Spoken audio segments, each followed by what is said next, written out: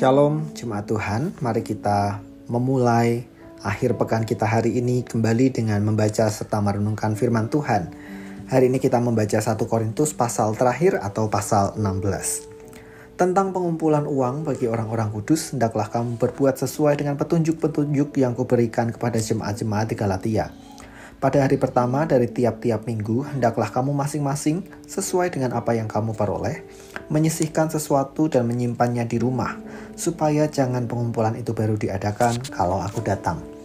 Sesudah aku tiba, aku akan mengutus orang-orang yang kamu anggap layak dengan surat ke Yerusalem untuk menyampaikan pemberianmu. Kalau ternyata penting bahwa aku juga pergi, maka mereka akan pergi bersama-sama dengan aku. Aku akan datang kepadamu sesudah aku melintasi Makedonia, sebab aku akan melintasi Makedonia. Dan di Korintus mungkin aku akan tinggal beberapa lamanya dengan kamu, atau mungkin aku akan tinggal selama musim dingin, sehingga kamu dapat menolong aku untuk melanjutkan perjalananku. Sebab sekarang aku tidak mau melihat kamu hanya sepintas lalu saja, aku harap dapat tinggal agak lama dengan kamu, jika diperkenankan Tuhan. Tetapi aku akan tinggal di Efesus sampai hari raya Pentakosta. Sebab di sini banyak kesempatan bagiku untuk mengerjakan pekerjaan yang besar dan penting, sekalipun ada banyak penentang. Jika Timotius datang kepadamu, usahakanlah supaya ia berada di tengah-tengah kamu tanpa takut, sebab ia mengerjakan pekerjaan Tuhan sama seperti aku. Jadi janganlah ada orang yang menganggapnya rendah, tetapi tolonglah dia supaya ia melanjutkan perjalanannya dengan selamat, agar ia datang kembali kepadaku. Sebab aku di sini menunggu kedatangannya bersama-sama dengan saudara-saudara yang lain. Tentang saudara Apolos, telah berulang-ulang aku mendesaknya untuk bersama-sama dengan saudara-saudara lain mengunjungi kamu, tetapi ia sama sekali tidak mau datang sekarang.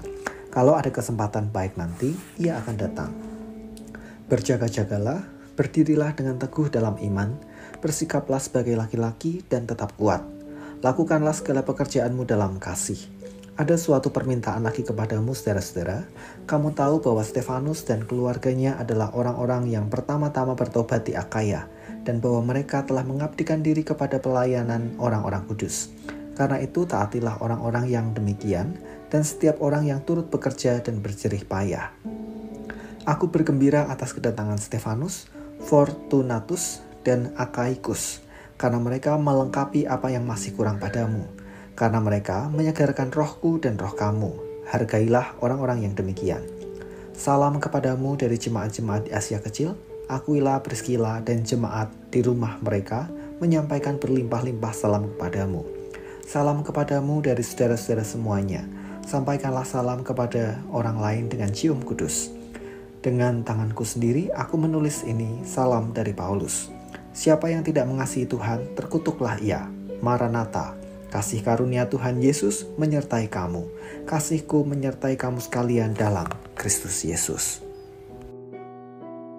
Melayani untuk dan bersama orang lain. Di penutup surat Rasul Paulus yang pertama untuk jemaat Korintus ini, ada dua nasihat yang ditekankan. Pertama, pelayanan karitatif adalah bagian yang juga perlu dikerjakan oleh persekutuan umat Tuhan. Pengumpulan untuk orang kudus di Yerusalem, yaitu jemaat Kristen yang oleh tantangan iman sangat kesulitan dalam mencukupi kebutuhannya sendiri, disuarakan oleh Rasul Paulus. Tujuannya adalah jemaat Korintus dalam berbagai kelebihannya turut menanggung jemaat Yerusalem. Pada bagian ini kita diingatkan tentang membagikan apa yang kita punya kepada saudara seiman yang oleh karena tantangan iman harus menghadapi kesulitan, khususnya dalam memenuhi kebutuhan hidupnya. Rasul Paulus memberi sebuah kunci, bisa dengan cara pengumpulan bersama-sama maupun dimulai dari pribadi demi pribadi yang menyisihkan sebagian dari berkat yang Tuhan berikan. Kita diingatkan kembali bahwa berkat Tuhan ternyata tidak sepenuhnya untuk kita nikmati sendirian.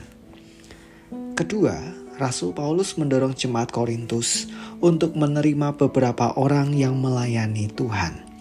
Ada beberapa nama di sana, mulai dari Timotius, Apolos, Fortunatus, Akaikus, dan nama-nama lainnya. Mereka adalah orang-orang yang sudah mengalami pertobatan dan dipakai untuk melayani Tuhan maupun jemaat. Meskipun mereka datang dari latar belakang yang berbeda-beda, jemaat Korintus didorong untuk menerima mereka sebagai pelayan Tuhan dengan sikap hormat dan hati penuh sukacita.